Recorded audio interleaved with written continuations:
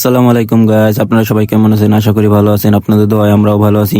আজকে চলে আসলাম আমাদের নতুন ভিডিও শুটের জন্য। আমরা যাচ্ছি আমাদের পাশের গ্রামে। মূলত আমরা এখানে সবাই দাঁড়ায় আছি আমাদের নৌকার জন্য। সবাই ওয়েট করতেছি যে নৌকা আসলে তারপর নৌকায় করে আমরা ওভার যাব। কিছুক্ষণ অপেক্ষা করার পর আমাদের নৌকাটি চলে আসে। তারপর আমি নৌকায় উঠে আশেপাশের এই সুন্দর ভিউটা উপভোগ করতেছিলাম। আর এই উপভোগ করে একটা গান না হইলে তার চলে না।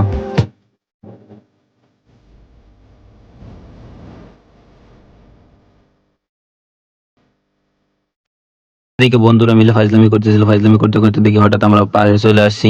তারপরে পাড়ে উঠে আমরা জঙ্গল পাড়ি দিয়ে যাচ্ছি আমাদের ভিডিও করার লোকেশনে। আর দেখুন যে ভিউটা অস্থির, আপনারা যদি নিজের চোখে না দেখেন এটা বিশ্বাস করবেন না যে এখানে ভিউটা কত সুন্দর। আমরা আস্তে আস্তে টুকি টুকি পা পা করে যাচ্ছি। তারপরে আমাদের ভিডিও করার লোকেশনে এসে আমি রেডি হচ্ছি যে আমি আজকে ক্যারেক্টার নিছি হলো শালার। আমি আজকে শালা, মূলত আমার ক্যারেক্টারটা আজকে একটু হাফলা টাইপের থাকবে আর কি। আমি স্যান্ডো গেঞ্জি পরে নিচে হাফ প্যান্ট পরে রেডি হইলাম, মানে হাসি পাওয়ার মতো আর কি, তাই একটু হাসি দিলাম। এদিকে আমার বন্ধু হাসছে, মূলত সে হলো মনা বন্ধু। সে লজ্জায় মুখ লুকাচ্ছে, সে মনা নামেই ভাইরাল এখন। না বন্ধুকে মনা বলে ভুল হবে, বন্ধু হলো অ্যাপেলের মনা।